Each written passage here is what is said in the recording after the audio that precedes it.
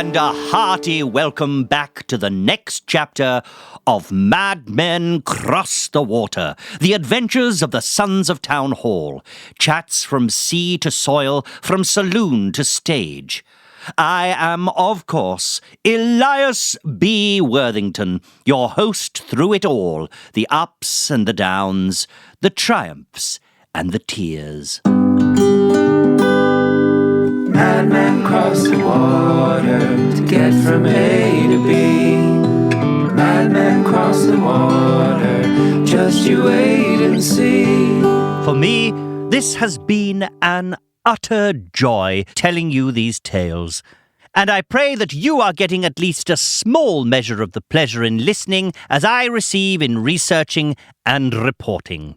For truly, I say, I can think of no worthier topic of conversation beneath this sparkling dome of stars than the surprisingly robust Sons of Town Hall biography. A duo best known for its sweet singing, but as we have seen, with a history far more varied and indeed far lengthier than most imagine. Theirs is a story that keeps on giving, and though I would lightly narrate these tales even if no one were listening, it is all the more rewarding knowing that you are out there clinging to your radios, just like I now cling to this microphone. A bit of news before we begin today's telling. I have had to install an additional letterbox due to the abundance of your correspondences, and even that now feels like it may be too small. Today, we even received a letter from Rarotonga. Rarotonga, of all places. I'm not too proud to admit that I had to spin my globe a full 6 times before I managed to find you, you beautiful little island in the South Central Pacific. I'd like to read an excerpt from it now, in translation, of course, for it is written in Maori, and I don't know how many of you speak Maori. It begins with the usual platitudes and expressions of appreciation, but then it gets quite tender. Where was that passage I wanted to read? The letter is quite long, Maori not being the most economical of languages. Ah, yes. Here it is. Send in your letters, send in your love, for the attention of Elias B. May I ask about your harmony? It has changed my life. I know you are from different lands. George, if I have this right, is British, and Josiah from the New World. And I know that must mean your accents are different as well. I hear it when you speak, but I can't tell your voices apart when you sing. It is as if you transform into something else when you are together. Something wonderful, something that I am very grateful for. How do you do it? Do you take some kind of herb? Is witchcraft involved? Voodoo? Take the Honest Man song, for example. Who sings that high part in the chorus? Which of you, I ask? Would it be too much to ask you to come to Rarotonga to sing it for us so we could see it in person? And if not, could you play Honest Man for me, for all of us really, over the airwaves? It would mean the world. Yours in wonder, Ngata Korua. Send in your letters, send in your love, for the attention of Elias B. Well, Ngato Korue. And I hope I pronounced that right. I can't say for certain when the raft will wash up on what I can only imagine are your golden shores. As you may know by now, the boys don't exactly have the Polynesian gift for navigation. However, you asked for Honest Man, and that request I can grant. So here you go. Our first long-distance dedication, and it goes all the way out to the little island of Rarotonga, and our friend and fan, Ngata Korua. Winter's gone now, hear that sparrow sing. It's time to break the land. Don't be be bothered by the past, my love. Make me an honest man. La la la, I can fix this after all. La la la la la la, with these hands of mine. La la, one stone at a time. La la, I'll break apart this wall. Make me an honest man. Wasn't that something? I must say, now that you mention it, I can't for the life of me tell their voices apart either, and I have been listening for at least half a century. But I will tell you that today's episode will help to answer your question about how they learn to sing. Before that, though, we have one more piece of housekeeping, and then we will really get into it. But I promise today's episode will be well worth the wait. We pause now for a word from today's esteemed sponsor. Looking for a thoughtful gift this holiday season?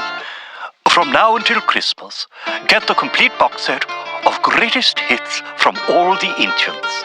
Plato to Pythagoras, Euclid to Euripides, and all for the bargain basement price of just £37. 19,000 pages in 60 brilliantly bound volumes. That's more than 5 pages of wisdom for every pence, or if you prefer, almost £4 of thoughts for every pound of sterling. And if you order now, we'll even throw in Thucydides' riveting page-turner, The History of the Peloponnesian War, for no extra charge. It makes a perfect stocking stuffer. Give your special someone something to think about this holiday. Brought to you by the Philosophers Guild of the Mediterranean. Wow! I can only imagine how busy the fulfillment department of the Guild must be. And you know who loves a bit of reading, and I'm sure would cherish that collection? Well, other than me, our heady heroes. Wouldn't those books look just smashing on their raft? Might I suggest a set for each of them? A fitting sponsor as well, for today's story is both meaty and mental, pungent and philosophic, set as it is in Germany, the land famous not only for cased meat, but also for kindling the philosophic flame through much of the 18th and 19th century. And it makes sense that the sons of Town Hall, our ever-curious crew of two, would end up in the smoky beer halls and versed huts of the Rhineland at the end of the century, debating questions of causality and capitalism. And once again, I am filled with envy, for I can imagine little I'd have liked to do more than discuss such matters in such company with a pilsner and a platter of sausages and dipping mustard.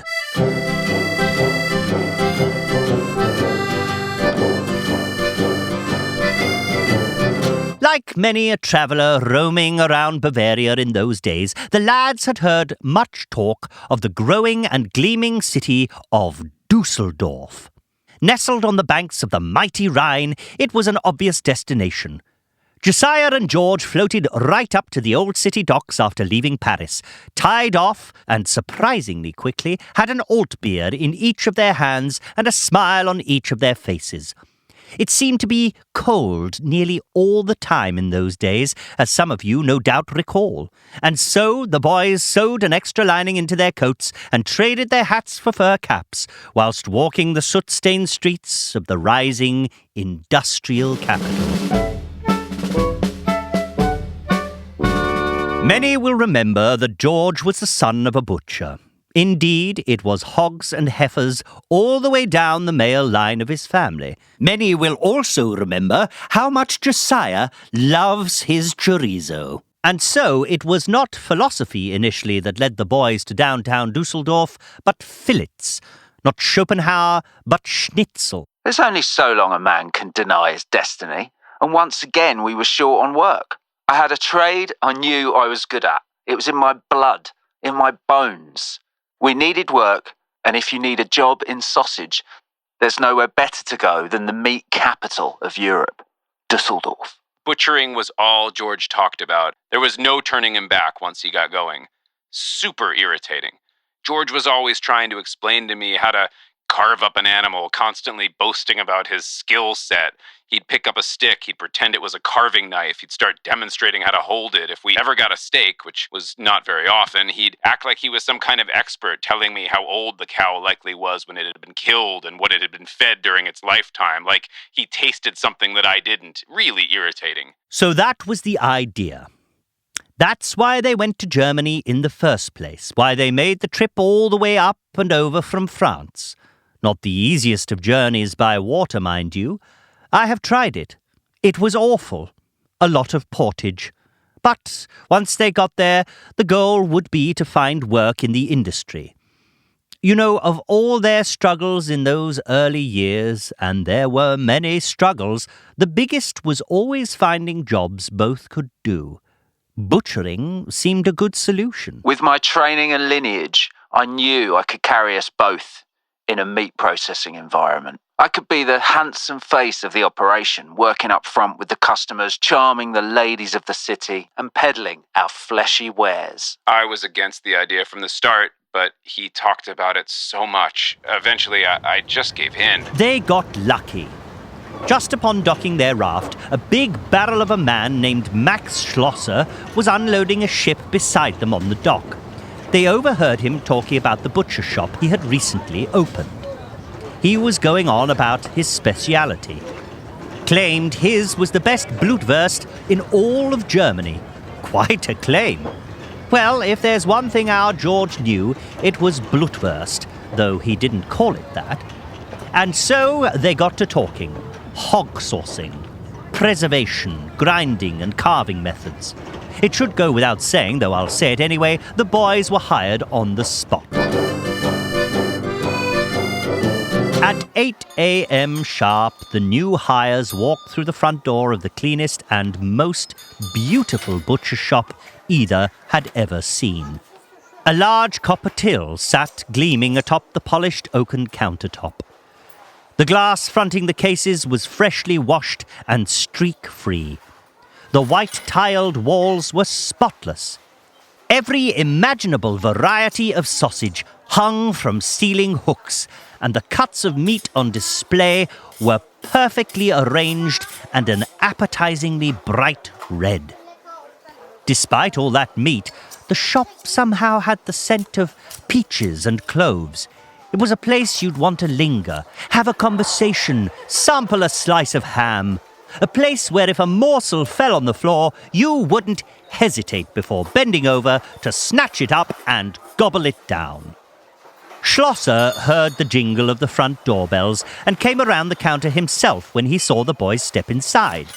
He greeted them with a big smile and placed his 2 large hands on their shoulders. Schön euch zu sehen, Jungs. Ihr seid jetzt Teil der Schlosser-Familie. And in English, glad you made it, sons. You're part of the Schlosser family now. They were issued starched white aprons, which they tied on immediately, and then they were asked to remove their fur caps. But instead of the expected classic white butcher hats like the one Max was wearing, he reached his fist into his pocket and pulled out 2 balled-up hairnets, held them out, and with a Viel Glück, Jungs. And in English, good luck, sons, told them to report to Hilda out back. I naturally assumed that I'd be working up front. It never occurred to me there'd be another option. Maybe you misunderstood. I didn't. The thought of us working up front never even crossed his mind. Schlosser didn't want us anywhere near his customers. So out back they went. And believe me when I tell you, for I've seen it with my own eyes, the contrast between the front of the shop and out back, where the animals were delivered, carved and then ground up and cased, could not have been more stark and severe. The factory out back was huge. It turned out Schlosser had won the Wurst contract for many of Düsseldorf's finest restaurants. 4,000 square meters of brick and blood. But it wasn't the size that they first noticed. It was the sound.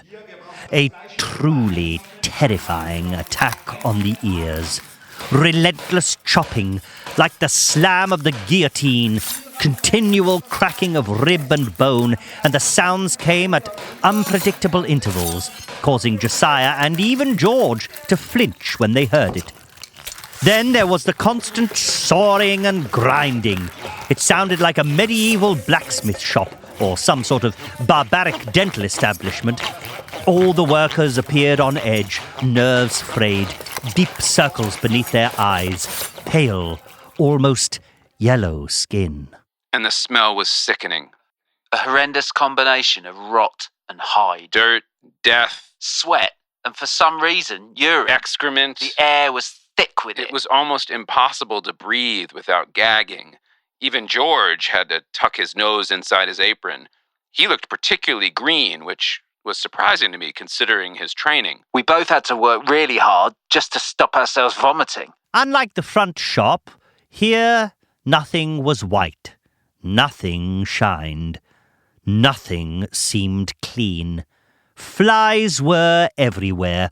Workers rarely made it a fortnight before succumbing to one curious condition or another. E. coli, salmonella, listeria, scrapie, and many other as of yet undiscovered maladies. And if it wasn't one of those, well then, there were fingers and even the occasional limb lost. We stood in a kind of paralysis when Hilda approached. She came up from behind, clapped us on the back with her enormous hands, and in a thickly accented English, spoken in the scariest voice either of us have ever heard emerge from a woman, said simply, "Greetings!" She clearly had long ago given up any effort of smiling or making pleasantries. Are you the new boys? Typical. I'm Hilda. I'll be your boss, as long as you last. She was taller and broader than either of us, maybe both of us. Certainly broader even than Josiah, which is saying something.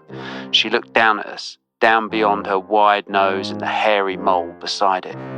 It was difficult to imagine a woman like that had any children.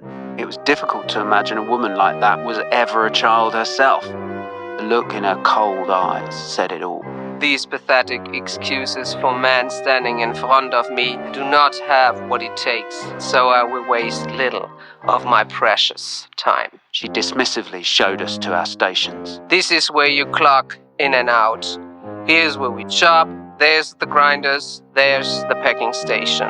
When the tour finished abruptly, her "any questions" sounded like more of a statement than an ask, and before waiting for an answer, she turned and stomped off. So that was that.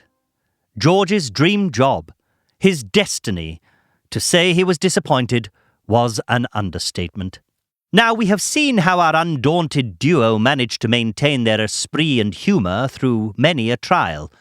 But it quickly became clear they had finally met their match. By 10 a.m., both of their aprons were completely covered in blood. Their arms, their chests, their beards. They were exhausted and bruised from heaving the heavy animals onto the sawing table. Animal parts were all over them, were, if I may, up inside them. Bone shards under each of their fingernails, gristle in their hair, bits of fat in their nostrils. They yearned to wash, to jump into a pool of water, to scrub clean. This was not the butchering life they had dreamed of. At one point, half a cow they were lifting onto the table slipped and somehow pinned Josiah to the floor.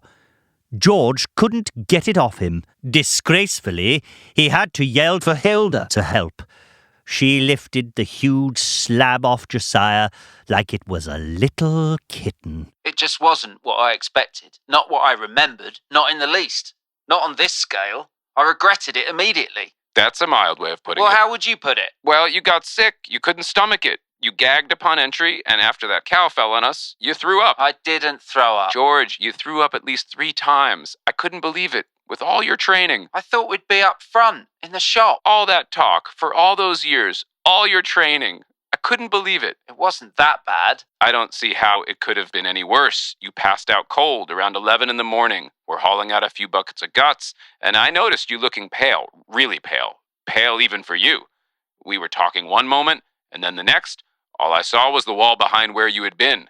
I had no idea where you went. Hilda saw him go down. That was quick. She grunted. Within the first 30 minutes, her low expectations of them had been verified, and so she was not surprised when she heard the distinct sound of a man on cement. She was there in an instant, lifting him up with even more ease than she lifted the half-cow. Puny, pathetic man. She grunted. And tucking George under her arm like a bundle of sticks, she carried him and then dropped him into the alley out back. And that is where I came to. The winter sun was so bright, and some weird long-haired man was leaning over me, holding a jar of ABB mustard underneath my nose. That was me. Apparently it's what they used in the olden days in Germany, because of the spirit vinegar, they say. But I still didn't know what happened. I think maybe someone had poisoned me. Nobody poisoned you. It felt like it. It felt like I'd been poisoned. And so that was that. All the way to Germany they had travelled for the promise of rising through the ranks and perhaps making a life together in the sausage business, and for George at least the promise of finally making his old man proud, only to be out on the street before noon on their very first day.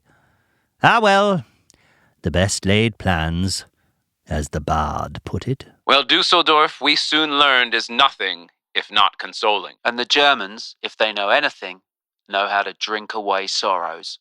Theirs and yours. So we got ourselves cleaned up. We tore off and threw away every stitch of clothing we were wearing. We scrubbed ourselves as deeply and thoroughly as possible with horsehair brushes in the freezing Rhine. And then we were swallowed up by the lunch hour crowd at Schumacher's, embraced by several boisterous men, handed light, crisp ales in tall, thin glasses, and our disappointment soon dissolved. If you have been fortunate enough to spend any time in Germany, you surely know that the only thing Germans love more than beer and bratwurst is a good sing-along. So within minutes, not only was the terrible memory of that morning all but forgotten, but George and Josiah were soon mildly drunk and majorly bellowing along in song. Well, it didn't take long for the crowd to notice that they were in the presence of two voices of rare quality. It was a lady named Lena, however, whose ears perked up first. She stopped singing completely and moved closer toward the lads to listen. When they sensed they were being watched, the boys naturally hammed it up a bit, singing the high parts in an operatic falsetto or dropping down into a deep and resonant bass.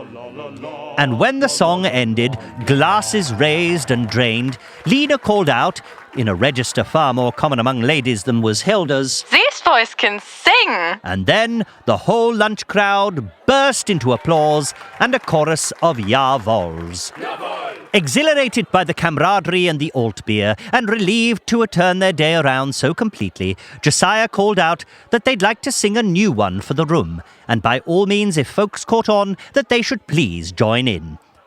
It was one that they had been working on since arriving in Düsseldorf, one that they had hoped would become the work song at the factory, sung by their fellow butchers.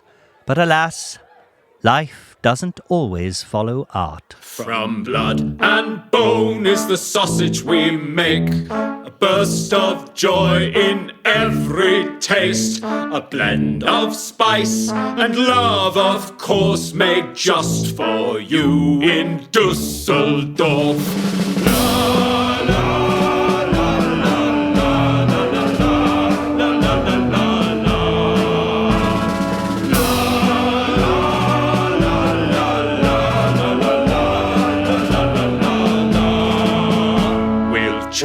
And grind, shape and squeeze, the best bloodwurst guaranteed. And when we're through and the whistle blows, we'll sing our songs and the alt beer flows. La la.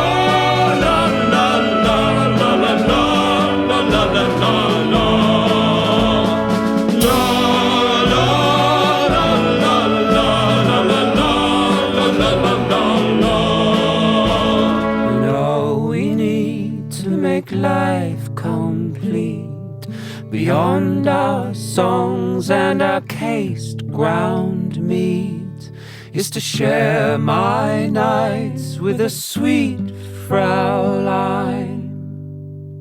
Beside the rolling banks of the mighty Rhine. Come on!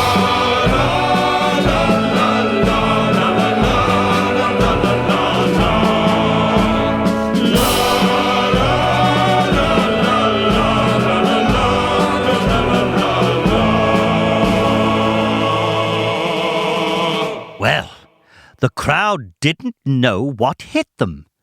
They swayed, they sang, they cheered, they ordered more Altbier, they ate another platter of Blutwurst. Lena came straight over and with a wide gap-toothed smile introduced herself. Lena radiated warmth. She had short-cropped hair, black-framed glasses, and wore stylish green calf-length pants with a polka-dotted silk blouse. She presented them with a business card, which read simply, Lena Lange, conductor. Hello, I'm Lena Lange, conductor of the St. Lambertus Kirchenchor. As it turned out, Lena Lange was the first female conductor of the first co-ed choir in all of Germany. What good fortune that this was the beer hall George and Josiah had stumbled into. Her ensemble met for lunch every Tuesday at noon and rehearsed every Tuesday night at the old St. Lambertus church. In short, this wasn't the usual Schumacher's lunch crowd the boys had stumbled into. This was the St. Lambertus Kirchenchor. Needless to say, Lena immediately invited the boys to that evening's rehearsal, and after one run-through of Bach's St. Matthew's Passion, she issued them royal blue choir robes with golden collars. This would be their second uniform of the day. Neither had ever sang choral works before. Certainly not this one, and certainly not surrounded by all those voices singing so perfectly together.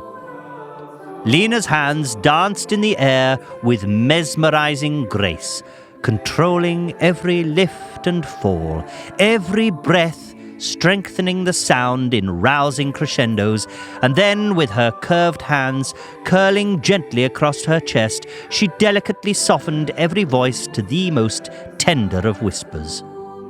It was like laying on feather pillows or dipping into a warm bath. The boys were surrounded by sound, held, submerged. It was as if their mothers were singing them to sleep. For the first time in so very long, they felt safe. And though each tried to hide it, both began to cry. Lena noticed, and she understood.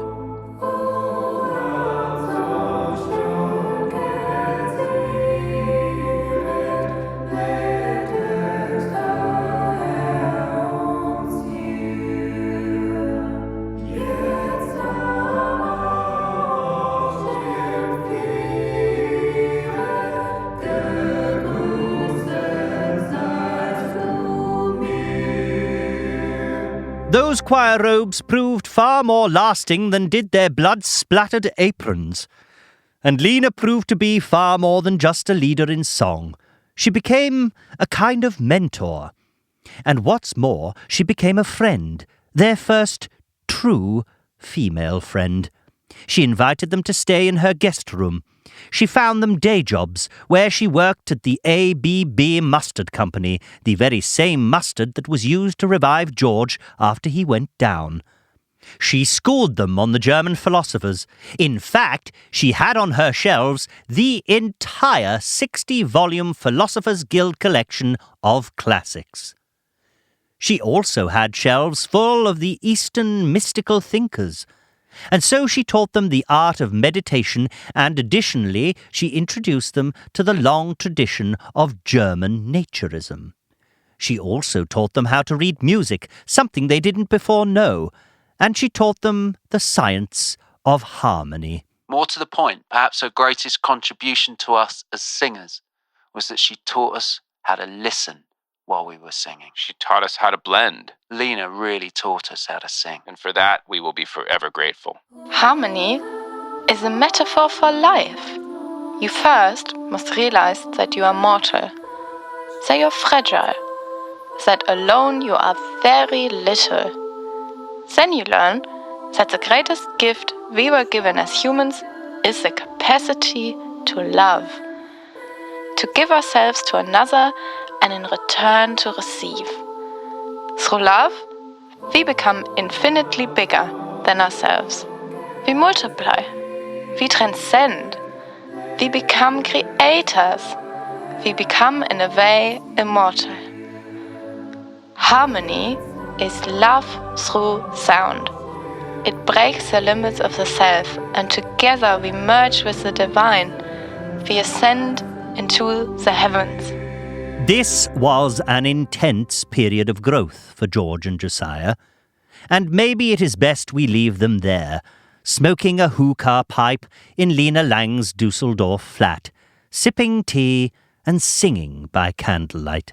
The boys didn't leave Germany for a very long time. Why would they? When we meet them next, though, I assure you Düsseldorf will be a distant memory.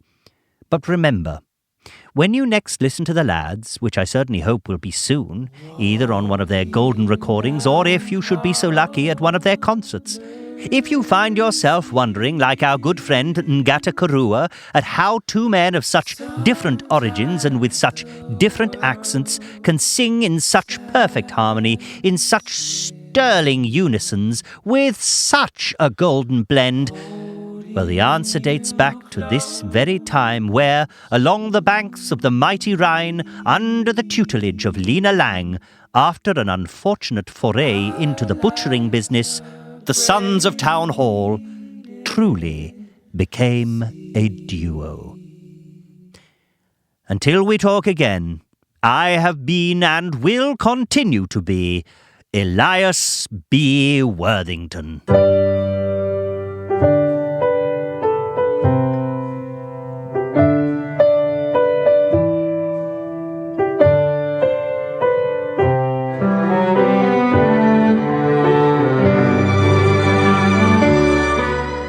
Links to the Sons of Town Hall website and social media can be found in the episode description. And please rate, share and review this podcast wherever you listen.